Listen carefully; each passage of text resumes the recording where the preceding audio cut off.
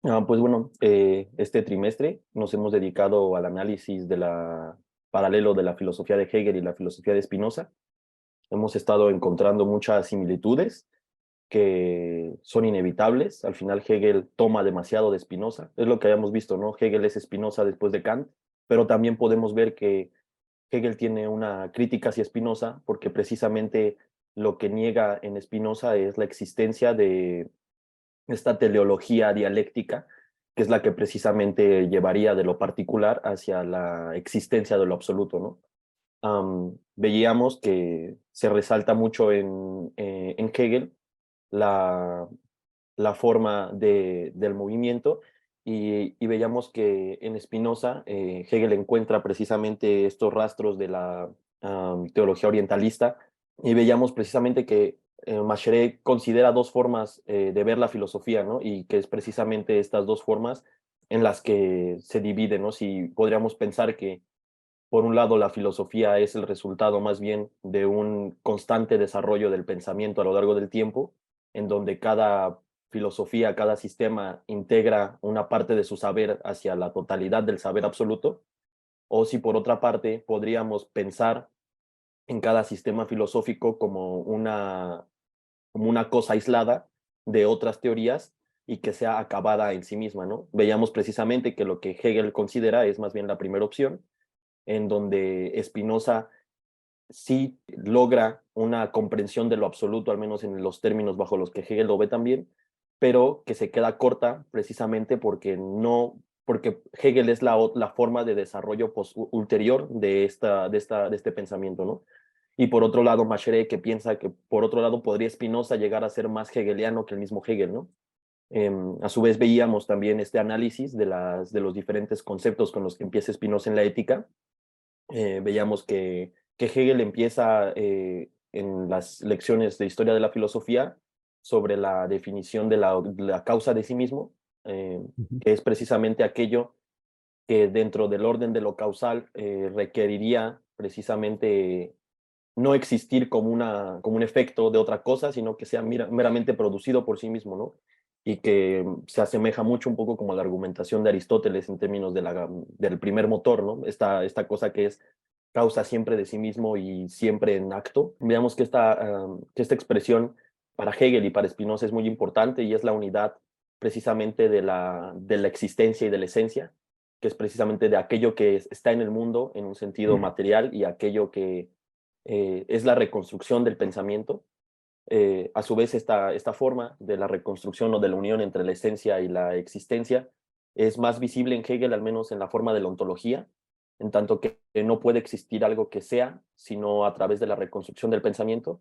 Y para Spinoza se puede prescindir de la forma del pensamiento para hablar de las cosas que son, ¿no? Al menos en un sentido de que existen. Veíamos también la segunda definición de la ética, la de lo finito, que es aquello que puede ser delimitado precisamente por otra cosa de su misma naturaleza. Veíamos que aquí también se pone, al menos Hegel pone de relieve que esta forma de delimitar lo finito se separa también en este plano de lo mental y en este plano de lo material. Um, Íbamos a la forma de la substancia, que es en sí misma ya un concepto que requiere un desarrollo mucho más amplio, pero es aquello que para Hegel es lo que es en sí y se concibe por sí, ¿no? Es aquello cuyo concepto no se necesita de otra cosa para ser formado y precisamente en tanto no necesita de otra cosa, pues la única sustancia podría ser entonces nada más la causa de sí mismo, ¿no? O aquello que Spinoza habla de la causa de sí mismo. Pues todo lo demás, al menos lo material, requiere requiere de ser causado por otra cosa.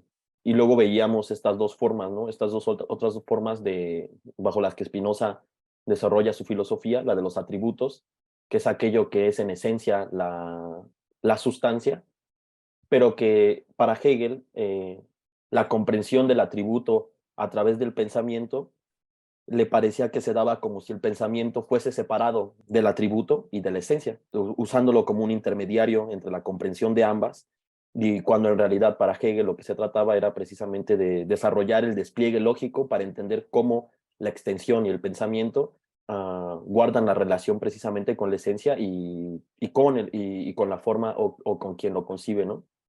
Y la última definición, bueno, la quinta definición más bien, hasta donde llegamos la clase pasada, era la del modo, que son aquellas afecciones de la sustancia que podríamos también delimitar como aquellas cosas materiales concretas, aquellas cosas que existen dependientes de la sustancia. Y veíamos precisamente que aquí era el rasgo fundamental del orientalismo en Spinoza, donde veíamos que todo era una derivación o una afección de la sustancia y por tanto todo pertenecía de esta forma a la sustancia, todo era una parte de Dios y veíamos que precisamente solo podríamos decir del modo de lo individual, eh, de su relación con las cosas, con el absoluto, pero no hay un movimiento, que es también aquello de lo que se queja Hegel, no hay un movimiento del modo hacia la esencia, y que es Ujú. precisamente donde muere, según Hegel, este movimiento dialéctico, ¿no?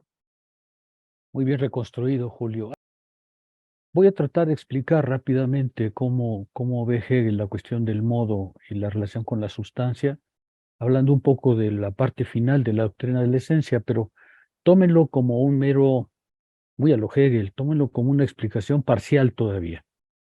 Eh, Desde luego, para Spinoza está claro que a través del amor intelectual de Dios hay ese vínculo entre la sustancia y el individuo, ¿no? De hecho, toda la ética está construida bajo la idea de que el individuo es el núcleo finalmente de la ética, porque si la ética empieza por Dios, no es porque quiera ser un tratado teológico, sino porque lo que quiere mostrar es que el conocimiento de la naturaleza entera debe conducir a cada uno, a cada individuo, a cada sujeto, a la potenciación de sí, a la realización de sí, ¿no?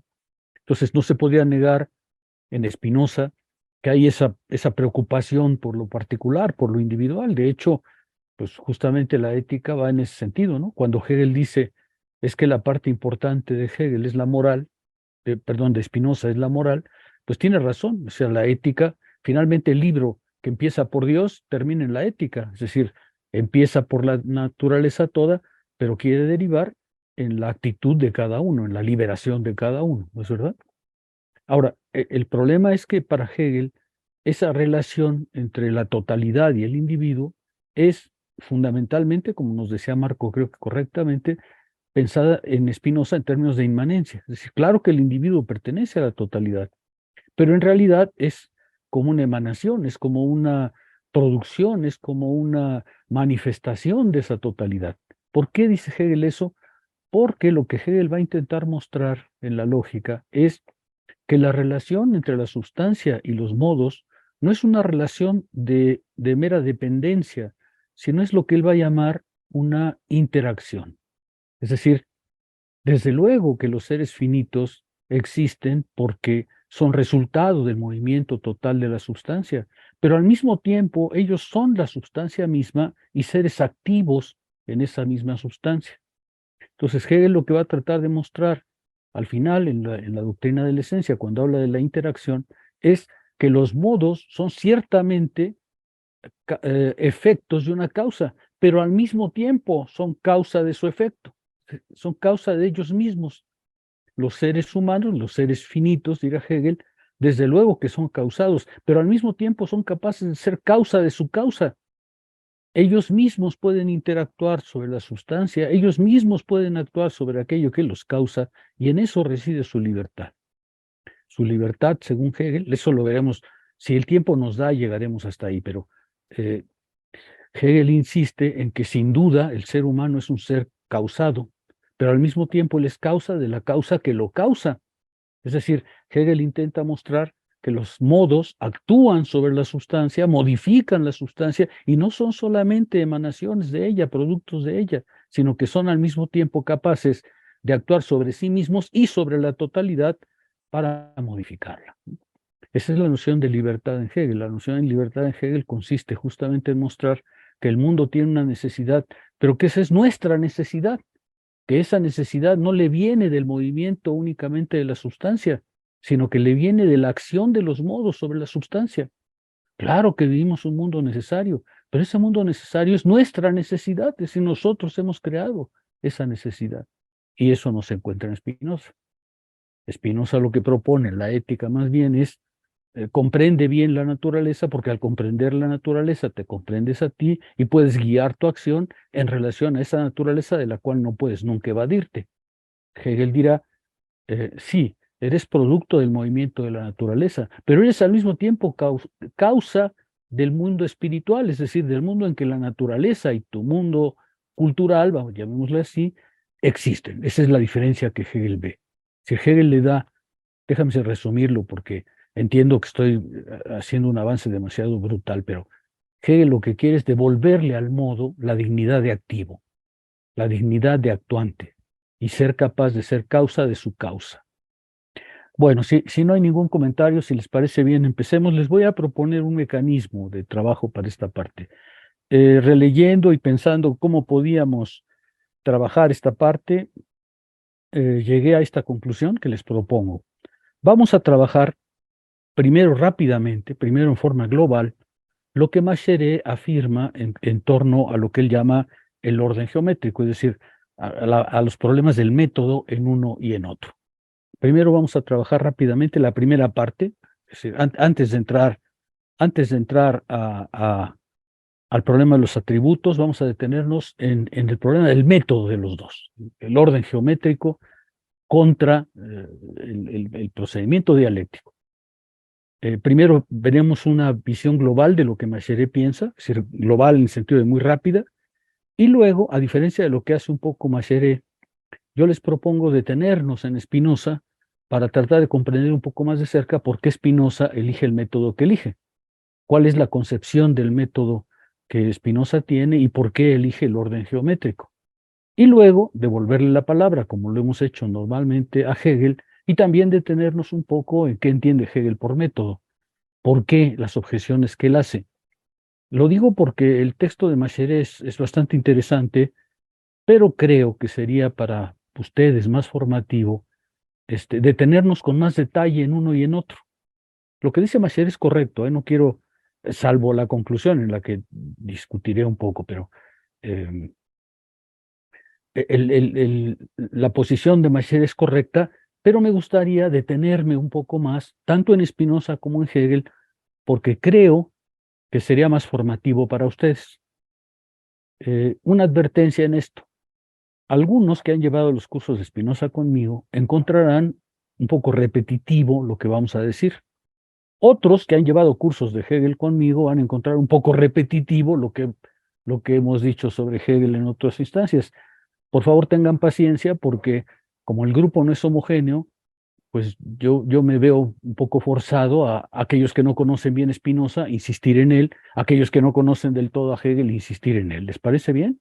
¿Están de acuerdo? Entonces el mecanismo sería, empezamos viendo lo que Macheré afirma en esta primera parte, cuáles son las acusaciones de Hegel a Spinoza, cuál es la respuesta de Spinoza a Hegel, cuál sería la respuesta de Spinoza a Hegel, y una vez que veamos eso en conjunto, nos vamos más a Spinoza para ver qué es efectivamente lo que dice él mismo, por qué elige el método geométrico, y luego le devolvemos la palabra a Hegel para ver por qué él concibe el método de otra manera y en qué partes de su obra lo dice.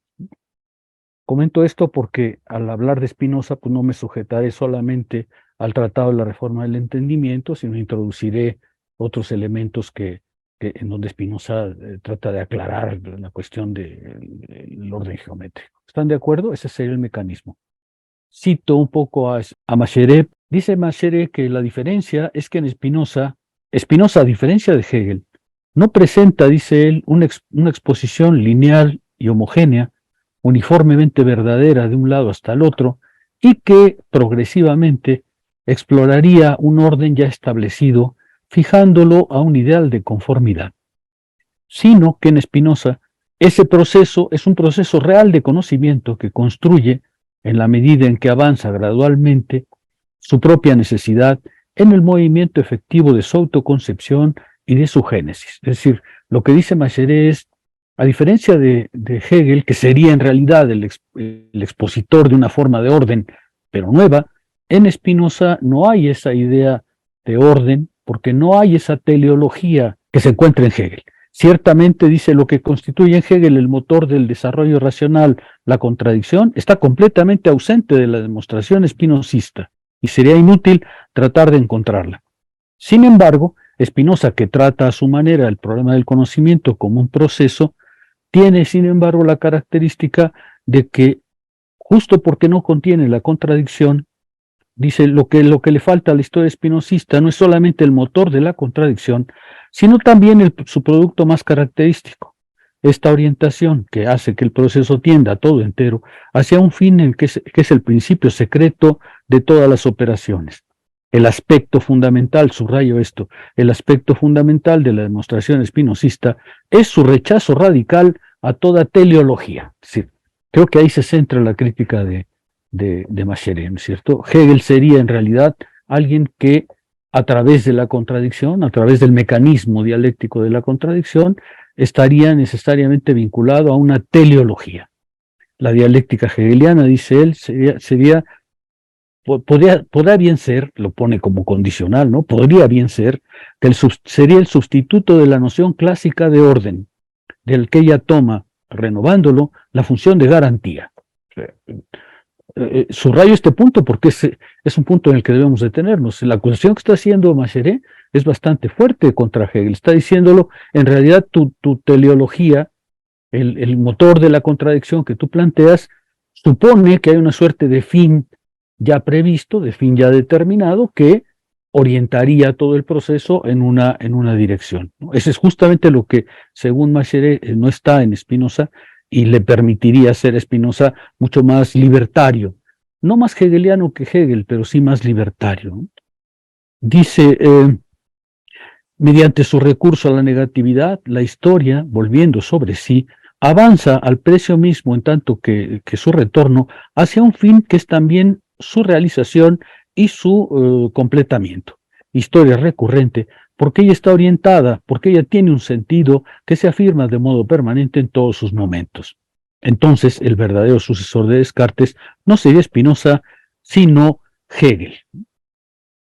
Es decir, Hegel habría, dice Macheré, hecho pasar a través de la teleología y de la función de la contradicción, de la función del proceso especulativo, una forma de orden que en cambio Spinoza no tendría. Termino esa parte solamente para que veamos el panorama completo. Si hay una historia espinosista, esta es totalmente independiente de tal presupuesto. Ella se sitúa desde el punto de vista de su desarrollo necesario, de su proceso material, y no requiere para ser comprometida ningún señalamiento ideal de un sentido o de una orientación. Su racionalidad no tiene que ver con el desarrollo obligado de un orden, porque ella no tiene que realizarse en un fin. Bueno, pues esa es la posición de Macheré, ¿no? El libro se llama Hegel o Spinoza, y entonces él dice hay que optar por Spinoza porque Hegel, a fin de cuentas, nos habría pasado, bajo la forma de la dialéctica, una nueva forma de orden, es decir, un fin que estaría de alguna manera preestablecido. Yo no coincido con eso, pero justo por eso lo señalo, porque ahí es donde vienen mis divergencias, digamos, respecto a la lectura que él hace de Hegel, ¿no es cierto? ¿Por qué Spinoza? Pues porque Spinoza, dice él, no tiene ese fin, no tiene esa teleología, las cosas van sin duda en un desarrollo racional, pero este desarrollo racional no tiende a ningún fin determinado. Como esa es una acusación bastante seria, nos detendremos en su momento, en ese momento. ¿Están de acuerdo? Esta es la lectura que Macheré ofrece. Al mismo tiempo, vamos a ver que es una lectura muy correcta y que, sin embargo, no solamente hay puntos de vista discutibles, sino que el problema no se reduce únicamente a si el método de uno y otro se parecen, sino, como veremos, hay algo más en cada uno de ellos, sobre todo en Hegel, hay algo más que es lo que permite su crítica a Spinoza. Ahí es donde voy a intentar insistir. Para ello, lo que les propongo es un poco el orden inverso de Macheré. No detenernos primero en Hegel y lo que él piensa, sino detenernos primero en Spinoza y lo que Spinoza hace a fin de comprender mejor a Spinoza. Nuevamente una advertencia. Me voy a detener en partes de Spinoza que probablemente algunos de ustedes ya conocen muy bien. Rodrigo, por ejemplo, que ha llevado clases de Spinoza conmigo, seguramente lo conoce bien. Camilo, por lo que veo, también conoce bien Spinoza, de manera que para ustedes va a ser algo repetitivo, efectivamente, la cuestión de del orden geométrico y del método. Pero para aquellos que no conocen Spinoza con detalle, como seguramente es el caso de algunos, es necesario detenerse en ello para clarificar. ¿Está bien? Macheret tiene razón cuando dice que en Spinoza hay una verdadera revaluación del método. Dice Macheret, partamos de las definiciones que Spinoza da él mismo del método, y lo cita. Cita justamente el tratado, una carta a Baumeister, la número 37. Ahorita si quieren se los leo. Se ve claramente, dice en esa carta Spinoza, cuál debe ser el verdadero método y en qué consiste esencialmente. A saber, en el solo conocimiento del entendimiento puro, de su naturaleza y de sus leyes. En efecto, la carta 37, permítanme, y dice efectivamente Spinoza, de ello surge, dice él, con toda claridad, cuál debe ser el verdadero método y en qué consiste esencialmente. Dice, en el solo conocimiento del entendimiento puro, de su naturaleza y de sus leyes. Para adquirirlo, es por tanto necesario distinguir entre imaginación y entendimiento, es decir, las ideas verdaderas y las otras, ideas ficticias, ideas falsas, dudosas y todas aquellas que dependen de nuestra sola memoria. Para comprender esto, al menos tanto como lo exige el método, no es necesario conocer la naturaleza del espíritu por su causa primera, basta, dice él, con una pequeña descripción del espíritu o de las percepciones a la manera de Bacon. Y efectivamente, ¿no? Lo que Spinoza dice en esa carta es lo que va a hacer, o lo que ya hizo en el Tratado de la Reforma del Entendimiento. Si queremos comprender qué es el conocimiento, lo que tenemos que ver es de qué manera los seres humanos han construido gradualmente ese conocimiento. No es necesario, dice Spinoza, colocarse en la naturaleza del espíritu en general para luego tratar de comprender, sino que a la inversa lo que hay que hacer es más bien una pequeña descripción. Y eso es lo que se encuentra exactamente, y tiene razón, Macheret, eso es lo que se encuentra en el Tratado de la Reforma del Entendimiento. Voy ahora al tratado un poco.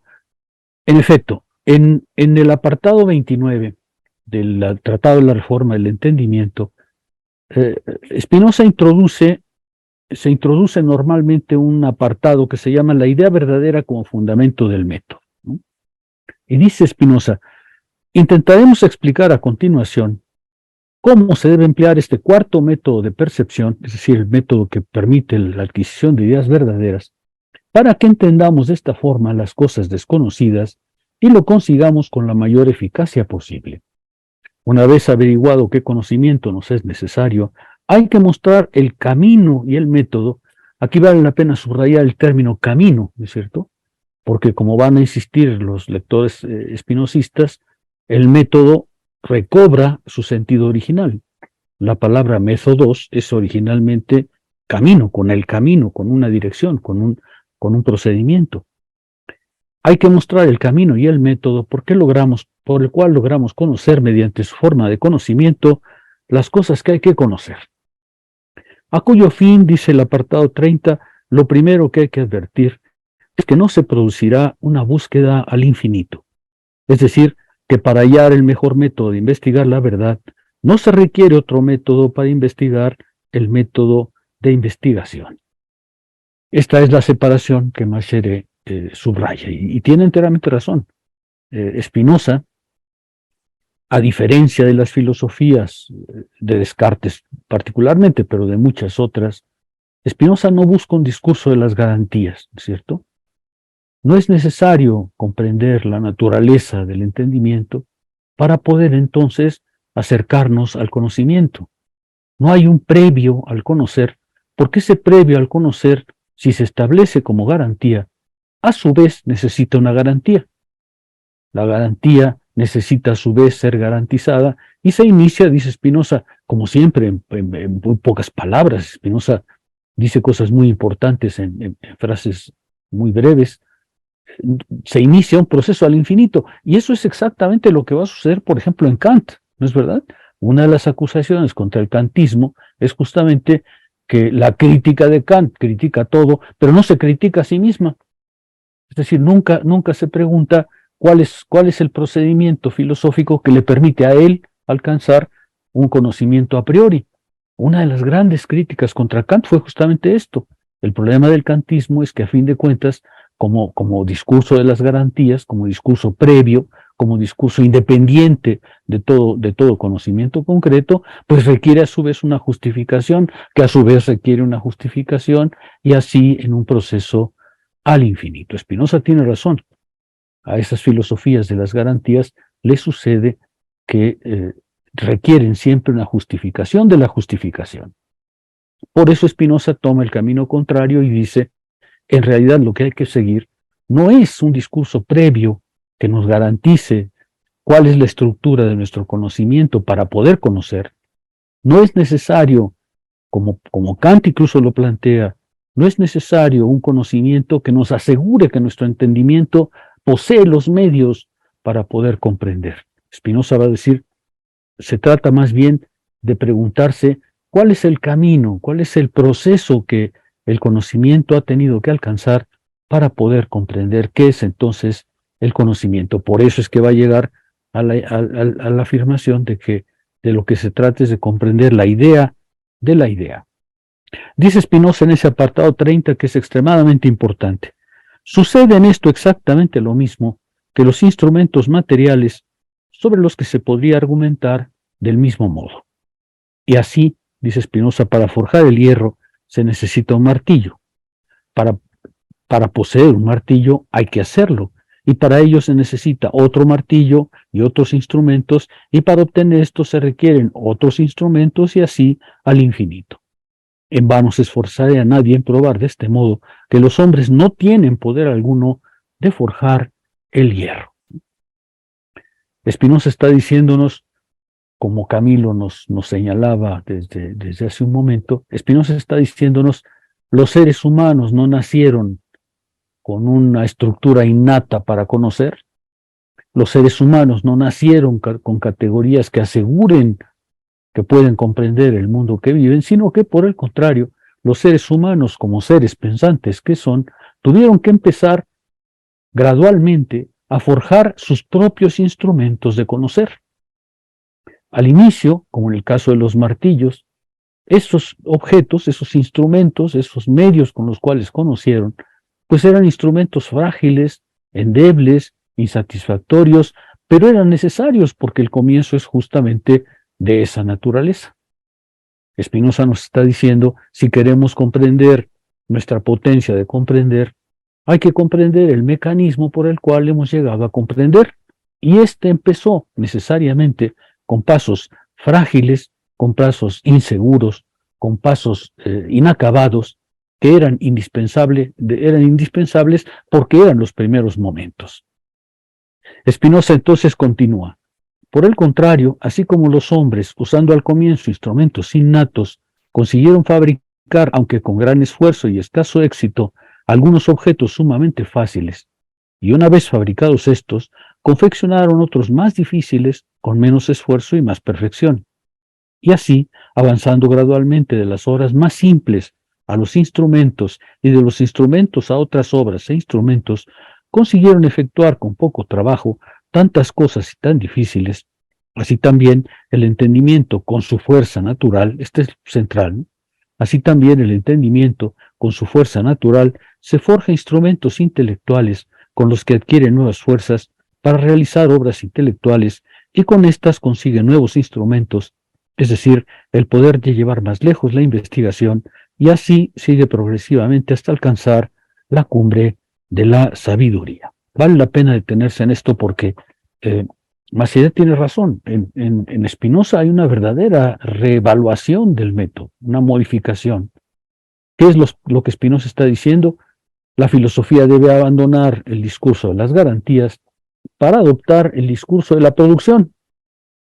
La filosofía debe abandonar la pretensión de ser ella la fundadora del conocimiento, de encontrar alguna base firme, perenne, intemporal, que aseguraría nuestro acercamiento al objeto, y preocuparse más bien por eso que él llama una pequeña descripción. Pequeña no es tan pequeña como lo muestra la historia de la filosofía, está lejos de ser pequeña, ¿no es cierto? Es una complejísima reconstrucción histórica de la manera en que los hombres han ido gradualmente creando sus propios instrumentos intelectuales.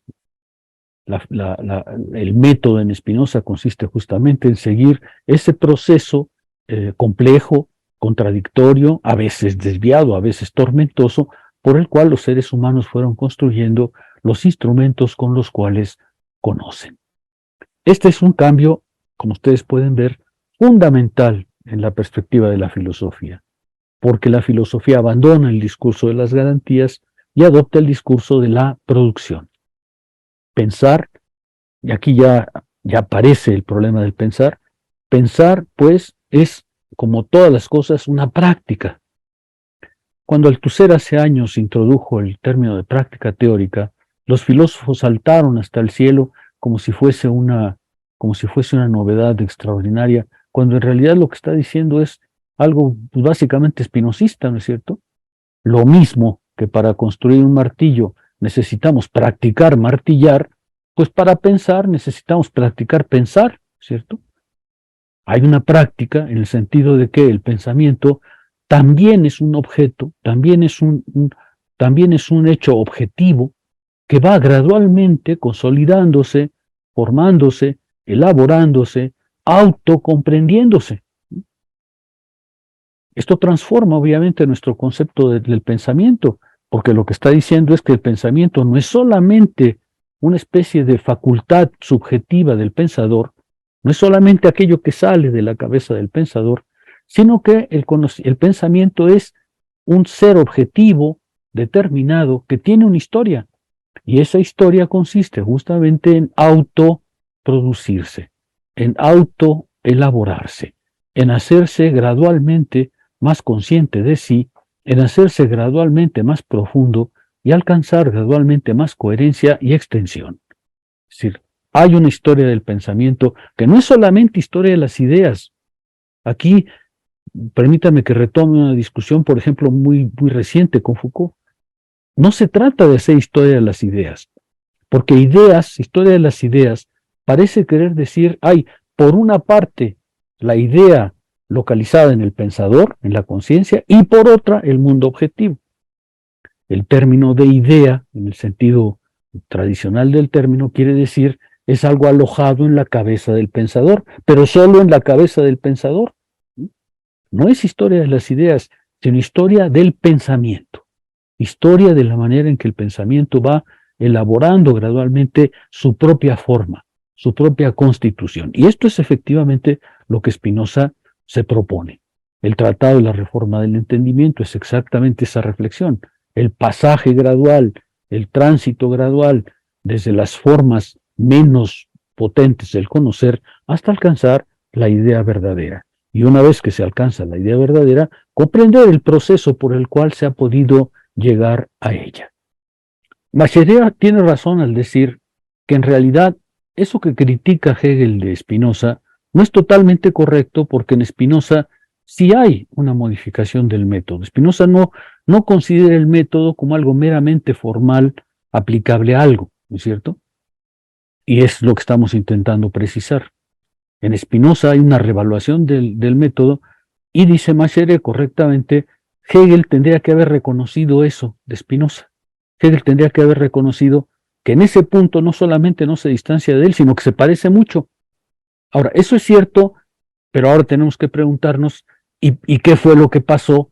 Que a fin de cuentas la ética está construida en el orden geométrico, ¿no? ¿De qué manera podemos comprender que en ese punto Hegel y Spinoza están a la vez muy cercanos y a la vez muy distantes?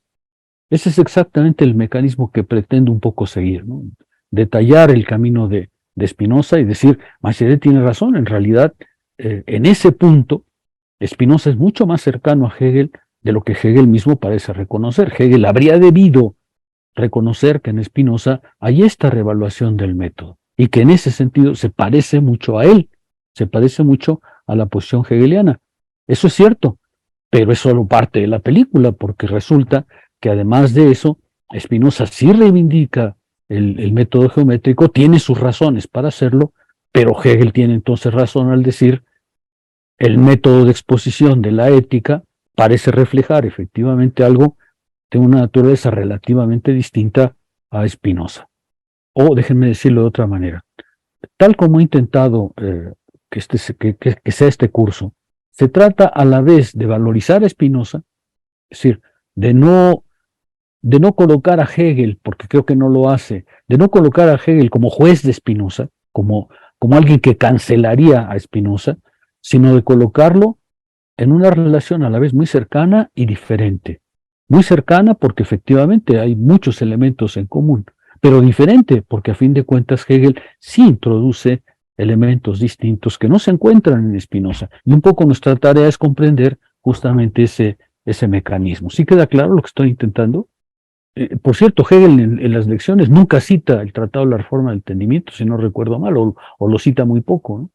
Bachelet tiene razón al decir que Hegel habría debido reconocer esta modificación del método, que no solamente no lo aleja de él, sino que al contrario lo acerca. Y sin embargo, justamente lo que tenemos que reflexionar, a mi juicio, es qué sucede entonces con el orden geométrico, qué razones llevan a Spinoza a adoptar ese método. Veremos que justamente sus razones, que tienen importancia para incluso el problema del conocimiento, al mismo tiempo presentan, según mi punto de vista, una dificultad, porque efectivamente al empezar por definiciones y por axiomas, lo que hace Spinoza es en cierto modo obviar el proceso por el cual ha llegado a una afirmación. Veremos que Hegel tiene acusaciones importantes contra Spinoza, ¿no? Por ejemplo, Hegel dice, es que claro, las supuestas demostraciones de Spinoza pues no son demostraciones en absoluto, porque lo que él extrae de la definición, pues es lo que la definición misma da. Entonces, dice Hegel, hay algunas partes incluso un poco brutales, ¿no? En donde dice Hegel, es que es muy fastidioso porque la definición de Spinoza ya contiene lo que va a extraer después, de manera que uno dice, bueno, pues sí, o sea, así es, ¿no? Pero no me has mostrado, y ahí es donde yo quiero insistir, no me has mostrado el proceso por el cual las cosas han devenido como son. ¿Ven lo que estoy intentando decir? Estoy intentando decir a la vez, hay una gran potencia en Spinoza, pero también hay una modificación interior en Spinoza que es donde Hegel se recarga. Mi propósito otra vez no es de meditar a uno u otro, sino reconocerlos a los dos en su potencia y sin embargo en su diferencia. Posición de Spinoza es que efectivamente el alma es activa, pero no siempre es activa de la misma manera. Cuando, por ejemplo, padece algo, cuando sufre algo, sin duda alguna es activa porque ese sufrimiento no es meramente pasividad, pero no muestra su propia actividad. El conocimiento es justamente el momento en que el alma se vuelve enteramente activa, es decir, en que el alma efectivamente es capaz de comprender por qué las afecciones que tiene le han sido dadas, ¿es verdad? Y esa es la parte práctica de la filosofía. Vamos a decirlo en un régimen un poco distinto. Cuando vivimos en la imaginación, estamos viviendo en un orden del pensamiento. Es un orden del pensamiento. Y desde luego el pensamiento no está solamente recibiendo desde fuera afecciones, pero es verdad que es pasivo, porque lo dominan en ese momento lo que le viene en cierto modo de fuera. O, vamos a decirlo de otra manera también, la actividad del alma tiene diferentes grados de actividad.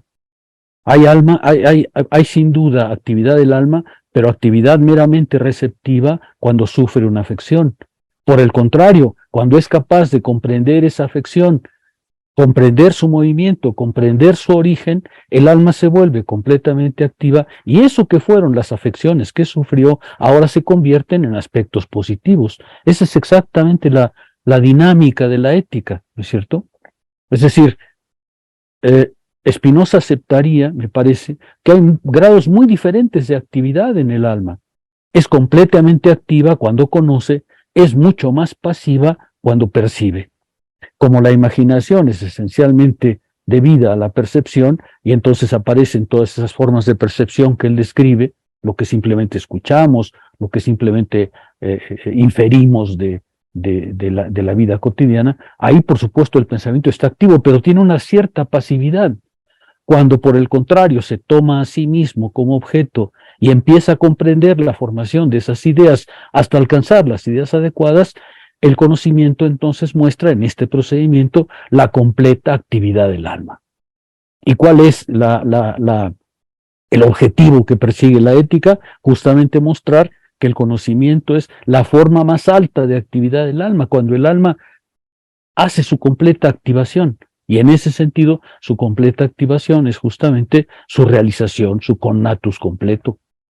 Es decir, esa diferencia que tú señalas no va en contra de la actividad, al contrario, justifica justamente que el alma, por momentos, recibe pasivamente desde fuera afectos, los sufre, los padece, por eso es el término padecer, ¿no es cierto? Es decir, tiene una cierta pasividad, y por el contrario, cuando el alma se activa, cuando el alma se reflexiona sobre sí, lo que alcanza es su mayor actividad. En ese sentido, el conocimiento es justamente la progresión de esa actividad, y el conocimiento, a medida que progresa, hace que el alma sea cada vez más activa. Pero como esa alma activa es justamente el núcleo central del conatus, pues entonces estamos realizando nuestra naturaleza verdadera. Sí, al contrario, lo que Macheré estaría diciendo es exactamente espinosista. Es decir, cuando nosotros conocemos, nuestra alma se activa, produce, se autocomprende, se autoproduce en un grado que nos aleja justamente de la pasividad de la imaginación. Aunque queda claro que la imaginación también es pensamiento, ya hablaremos quizá de eso en algún momento, ¿no? Lo que Spinoza diría es que cada uno de nosotros es una mezcla muy compleja, a la vez de pasividad y de relativa actividad, ¿no es cierto?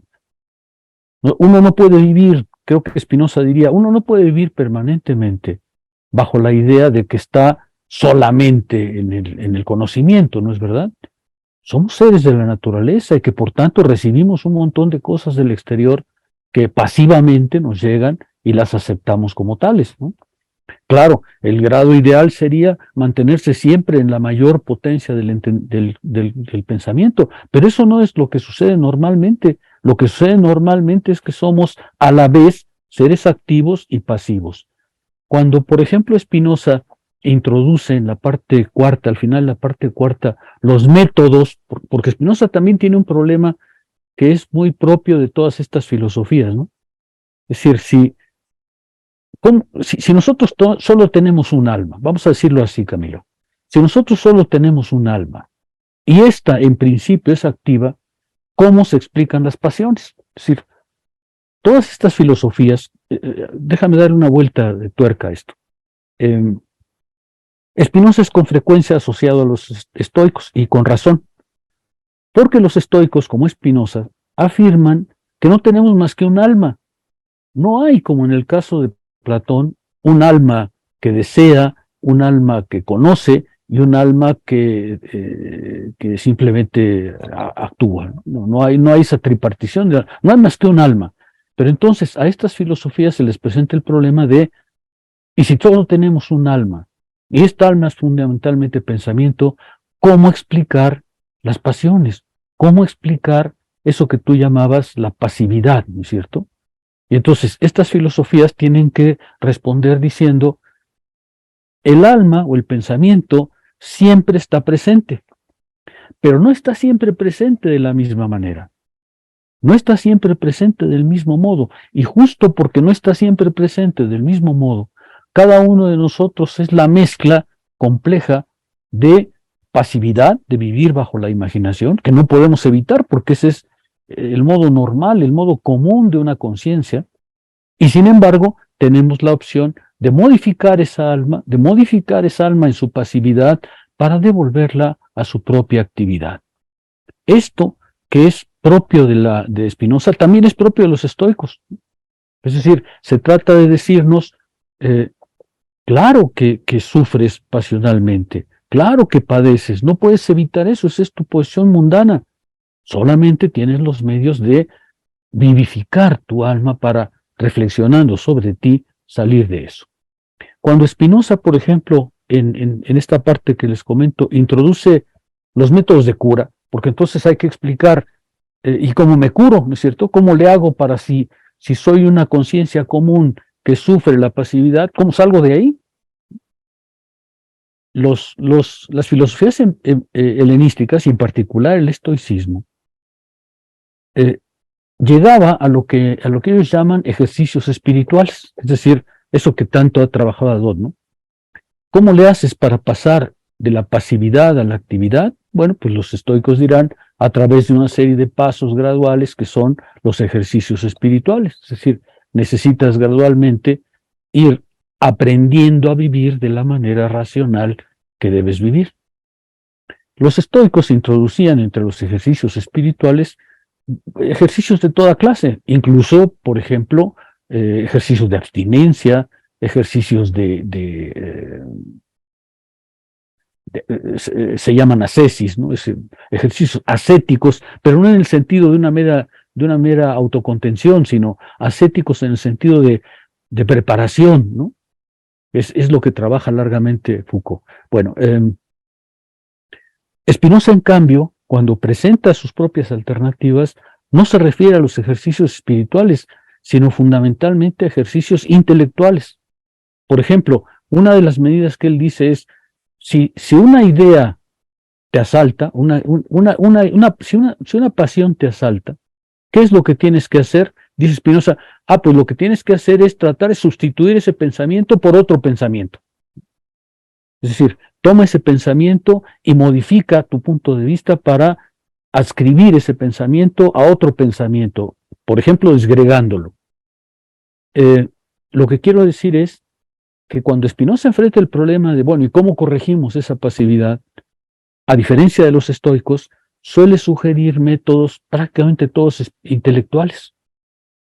Spinoza no cree, o por lo menos no presenta esa curación a la manera de la filosofía antigua, es decir, ejercitándote en la vida cotidiana, sometiéndote a ciertas prácticas cotidianas, por ejemplo, lectura, escritura. Spinoza no dice nada de eso. Spinoza lo que dice es, modifica tu orden del pensar, porque tienes la capacidad de que una idea, una pasión que te domine, se transforme en una pasión positiva, siempre y cuando hagas tales métodos.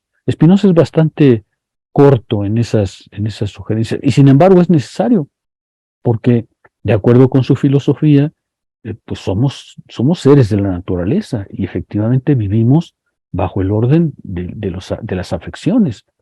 El problema es si dejamos o no que esas afecciones se conviertan en pasiones, es decir, que nos conduzcan en la vía negativa. ¿Te acuerdas que para Spinoza todo el problema del conatus es hasta qué punto se está desplegando en la positividad o en la negatividad?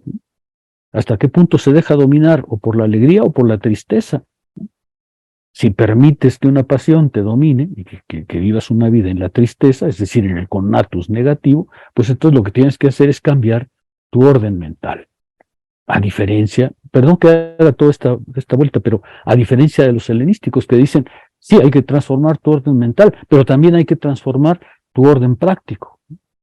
Y entonces aparecen un montón de ejercicios espirituales que son característicos de la filosofía antigua y que Spinoza, a su manera, retoma en la ética.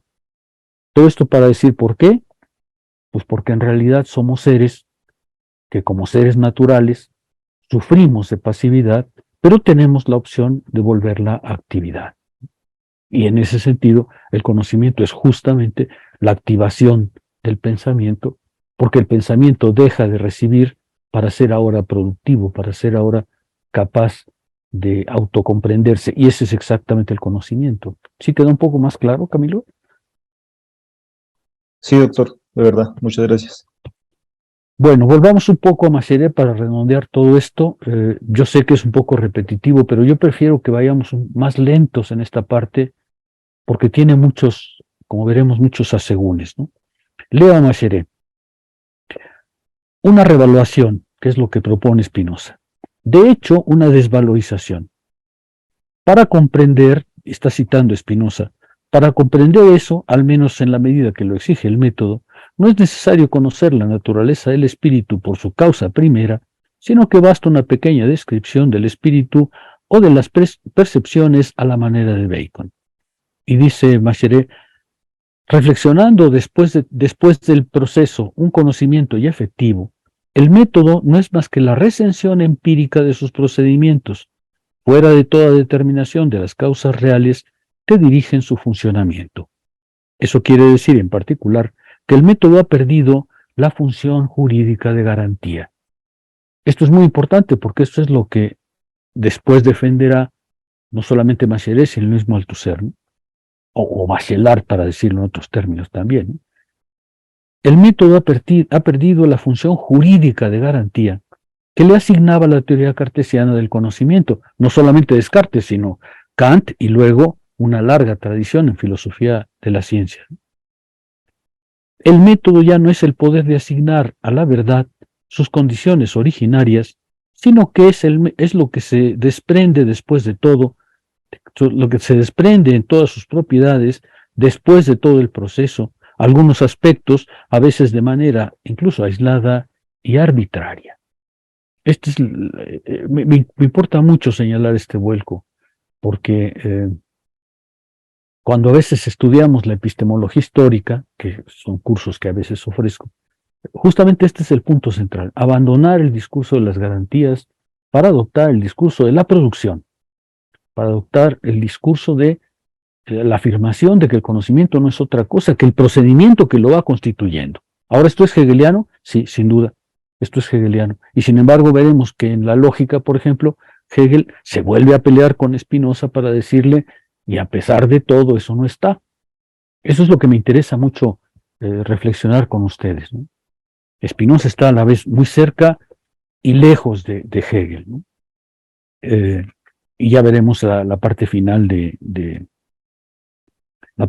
estas consideraciones. Dice Massieret, para redondear, todas estas consideraciones, porque él ha relatado la cuestión de la idea de método en Spinoza, todas estas consideraciones, lejos de separar a Spinoza de Hegel, los aproximan.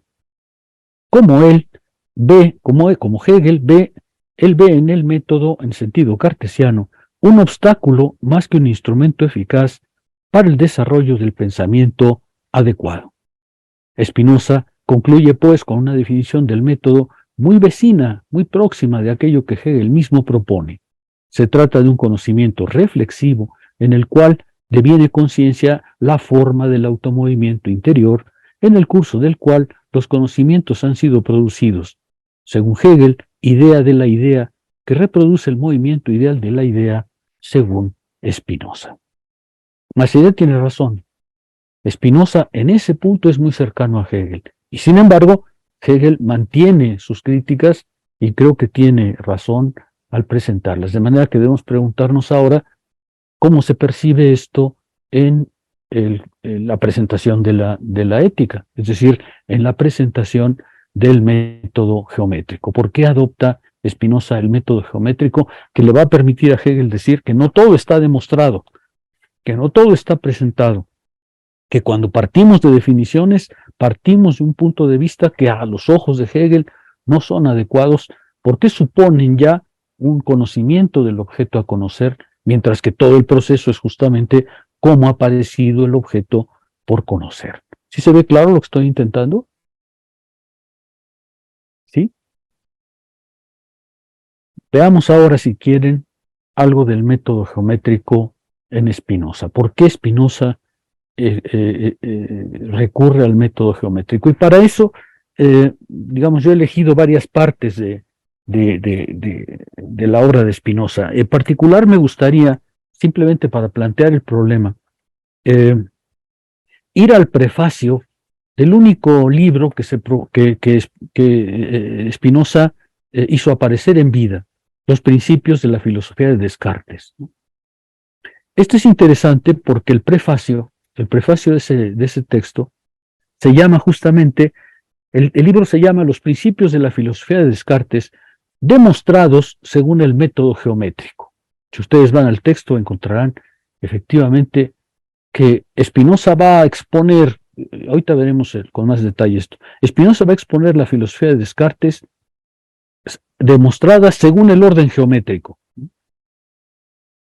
Este es un texto, por supuesto, anterior a la ética, y el prefacio no fue escrito por Spinoza. El prefacio fue escrito por Louis Meyer, pero todos aceptan que el prefacio fue escrito por Louis Meyer.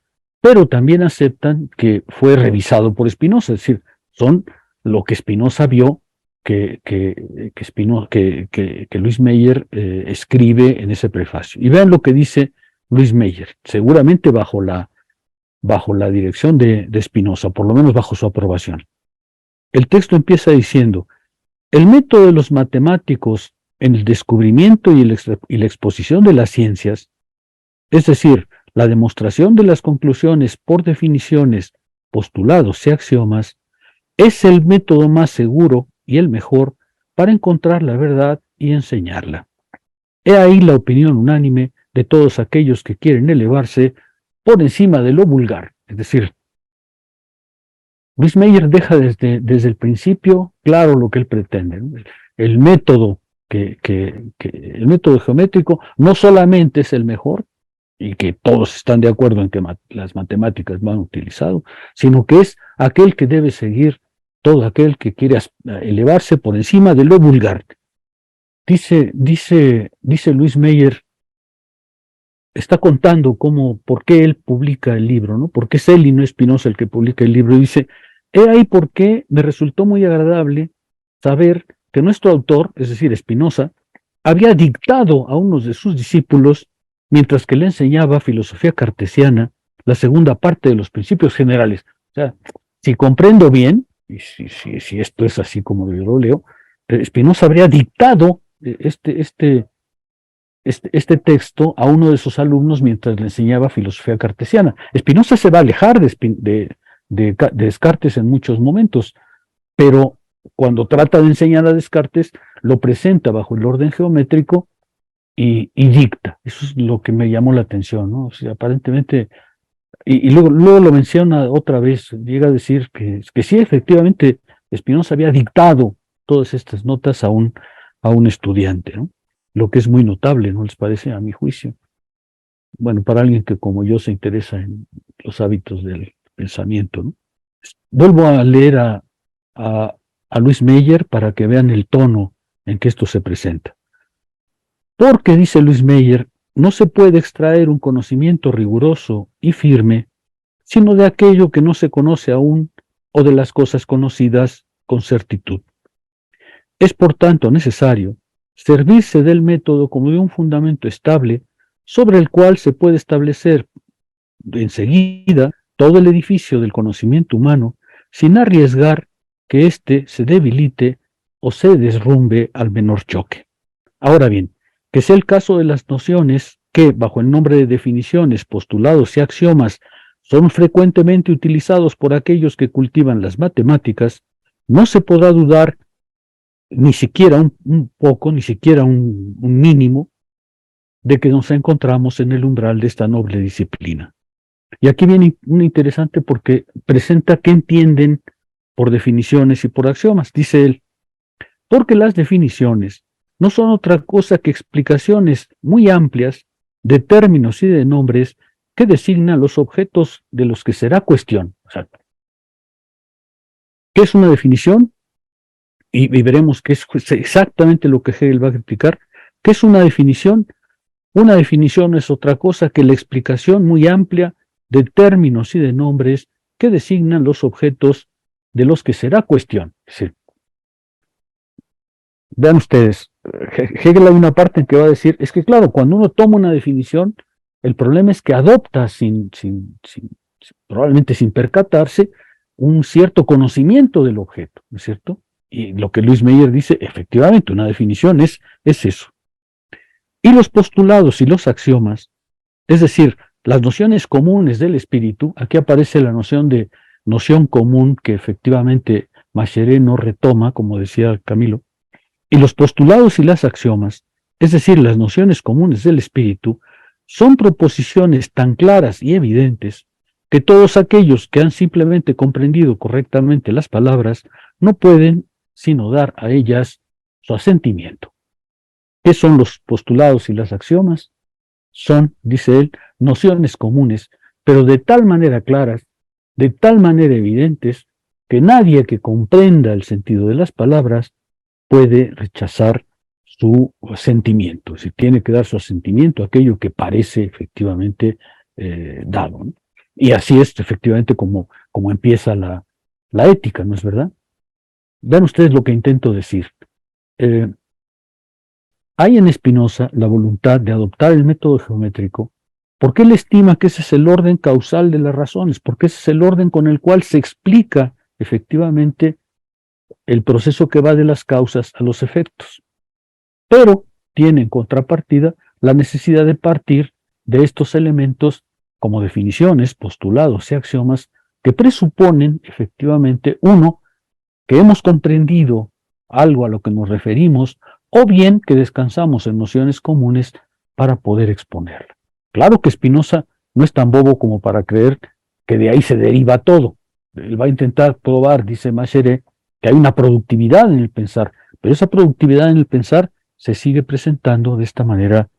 Estoy leyendo el prefacio que Louis Meyer, bajo la vigilancia de Spinoza, adoptó. Y luego voy a leer algunos párrafos en donde Macheret y otros hacen énfasis en la perspectiva que conduce a Spinoza a adoptar el método geométrico.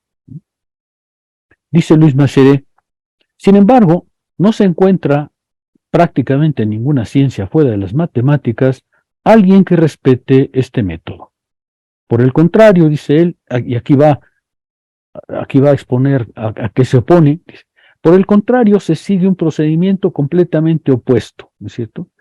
Casi todos, en efecto, han juzgado, y numerosos son aquellos que se ocupan de constituir las ciencias, que este método es particular a las matemáticas y que todos los otros deben ser hostiles a esta enseñanza. He ahí por qué esos autores no demuestran absolutamente las tesis que avanzan por razonamientos apodícticos. Es decir, ¿de qué acusa a los otros autores? De que no demuestran lo que quieren a través de argumentos apodícticos. Y solo se esfuerzan, dice él, en acumular razones, digamos, aceptables o meramente de probabilidad. Se les ve, por tanto, publicar una masa de grandes libros en los cuales se busca en vano lo sólido y lo cierto.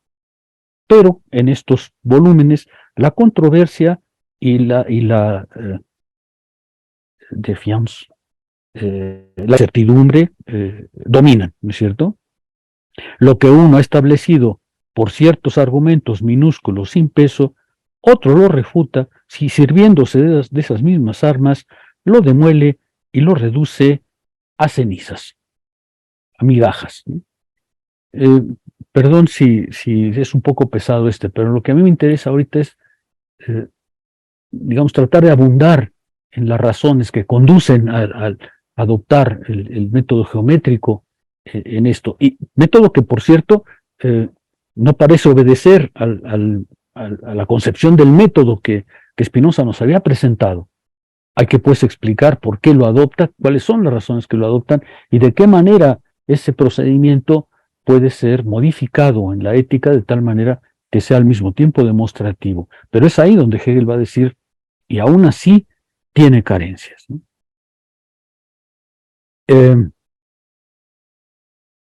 Dice Louis Meyer, tratando de justificar por qué el método, dice, entonces el espíritu, ávido de una verdad inmutable, ahí donde pensaba encontrar un lago sereno y a su gusto, y después lograr a través de él una travesía segura y fructuosa, en lugar de llegar al deseo del conocimiento, se ve ser el juguete de olas del mar, cambiantes como las opiniones, rodeado por todas partes de las tempestades de la controversia, llevado de un lado a otro, sumergido en las sumergido en las olas de la incertidumbre, indefinidamente sin esperanza de poder encontrar un lugar seguro, de poder tomar un pie firme.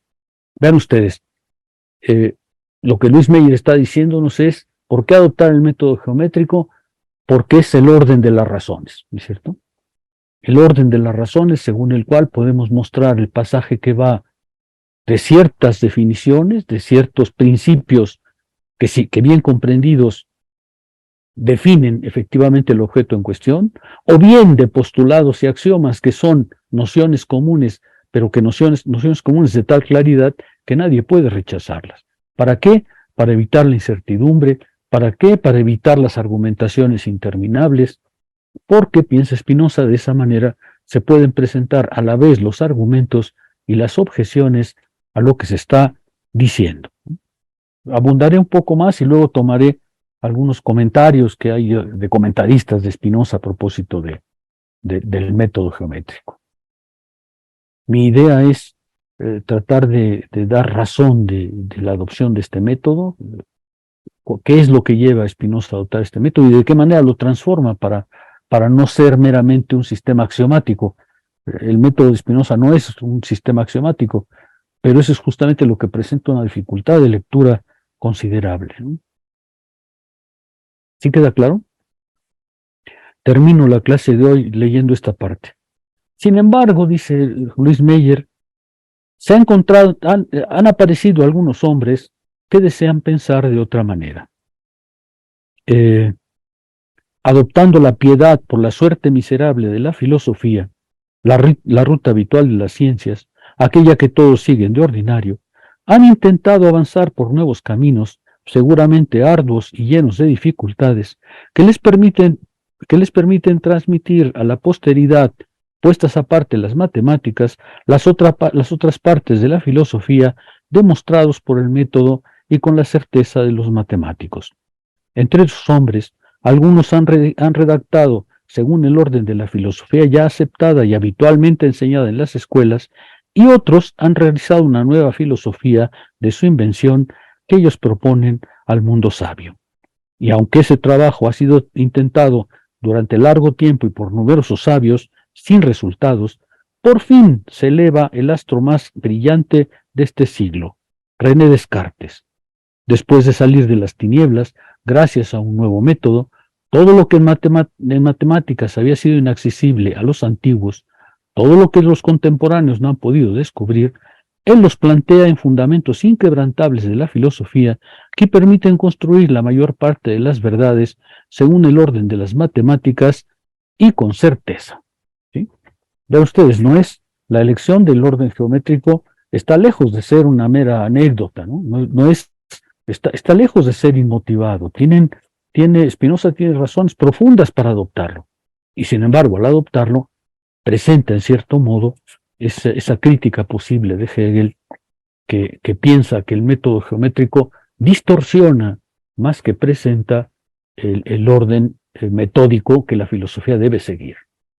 La próxima clase entonces volveré sobre este punto, leeremos un poco más de Luis Meyer porque si pueden lean ese prefacio, es significativo de lo que va a suceder después. Haremos algunos comentarios sobre el orden geométrico y volveremos entonces, una vez que comprendamos por qué Spinoza, habiendo hecho una reevaluación del método, elige sin embargo el método geométrico, le devolveremos la palabra a Hegel para decir, ¿y en qué sostienes tú que a pesar de todo hay una diferencia? ¿Sí? Cierto, hay esa cercanía, pero también hay una diferencia y eso es exactamente lo que, digamos, a mi juicio sería interesante que comprendamos con cierto detalle. Me voy a detener, por ejemplo, en el caso de Hegel, en la introducción a la ciencia de la lógica, porque ahí toma varios puntos y dice, a ver, si tomo esta definición, ¿qué sucede? ¿Cómo debo comprender la lógica?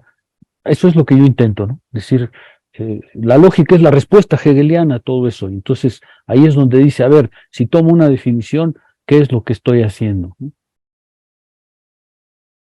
Bueno, detengámonos, ya son 12:05. Si les parece bien, nos veremos el martes, ojalá y sea ya en vivo, pero si no, pues seguiremos por este procedimiento. ¿Está bien?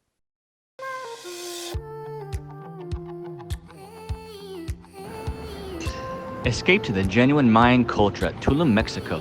Casa Bix Abil was inspired by ancient Mayans' way of life, originated in the 12th century. The name Bix Abil means, how is your path in life? Those are the words used by Mayans people to say, today in modern culture, hello. The meaning of our place, it's invite you to reflect your path in life by experiencing the unique Mayan stay. Live in a Bix Abil community, feel at home. Our place offers you the opportunity to connect to other people by Mayans experience. Perfect to families and friends for travel. Kids welcome and friends groups until 6 persons by room.